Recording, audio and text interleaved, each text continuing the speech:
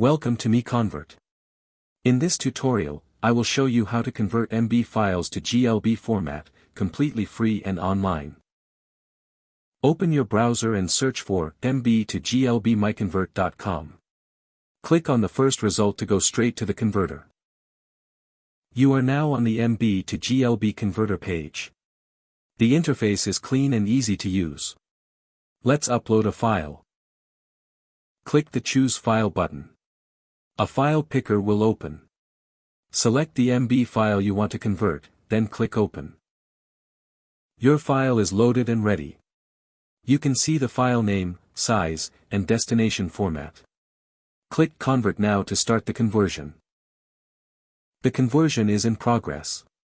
You can see the progress bar moving. This usually takes just a few seconds. Done. Your file has been successfully converted.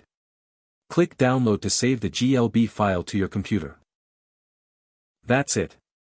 Visit MiConvert.com for more free conversion tools. Subscribe for more tutorials. Thanks for watching.